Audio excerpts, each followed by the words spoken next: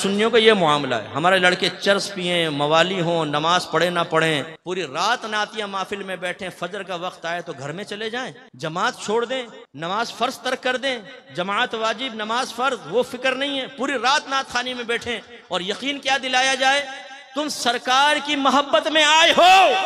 जो सरकार की मोहब्बत में आता है सरकार उसे प्यार से देखते हैं, और जिसे सरकार प्यार से देखें क्या वो जहन्नम में जाएगा? सामने कहते हैं नहीं नहीं, तो बस हमने तुम्हें जन्नत तक पहुंचा दिया।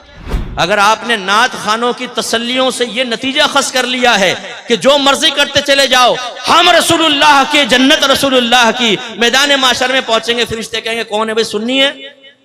जी जी सुन्नी हो, बस आ जा, जो कुछ किया कोई बात नहीं, तुमने चर्स पी, जिना किया, कुछ भी, सुन्नी है ना, सीधा जन्नत में चला जा। जन्नत तो तुम्हारा इंतजार कर रही है। अगर ये ख्वाब आपको दिखाए गए हैं तो खुदारा मुफ्ती मुनीब रवान साहब के इस कौल पर अमल कर ले। एक जगह बयान चल रहा